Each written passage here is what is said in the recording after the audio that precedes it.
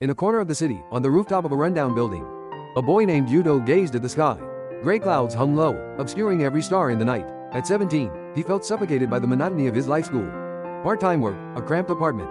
The three-dimensional world seemed to bind him with invisible chains. As long as I'm stuck in this world, there's only so much I can do, Yuto muttered. That night, as usual, he opened his sketchbook on the rooftop.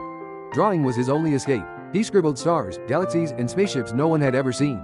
Within those pages, an infinite realm unfolded, untouchable by reality. But this night was different. A pale blue light suddenly seeped from the sketchbook's pages. Before Yuto's astonished eyes, the light morphed into a three-dimensional key. "Take it," a voice echoed from nowhere. Hesitantly, he grasped the key, and his body floated upward, his consciousness plunging into darkness as if pulled by an unseen force. When he opened his eyes, Yuto found himself adrift in an endless sea of stars. Countless lights sparkled, and galaxies spiraled before him. His body was gone, he existed as a soul-like presence. "Where am I?" he stammered. The voice replied, "This is the world your imagination has unlocked. The chains of the third dimension do not exist here." Yuto realized the galaxies, stars, and spaceships he had drawn now stood before him as reality.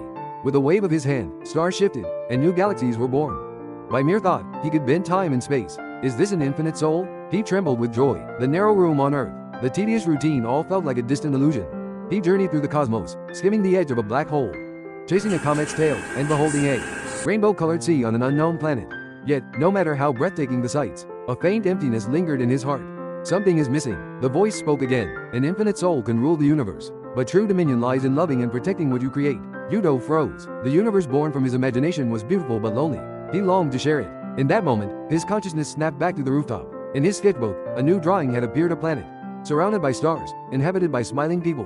Yuto understood. The three-dimensional world might have limits, but imagination could ignite stars in someone's heart. The next day, he gave the drawing to a friend. "This is my universe," he said with a smile. His friend's eyes sparkled. That night, Yuto looked up at the sky from the rooftop once more. Through a break in the clouds, a single star twinkled.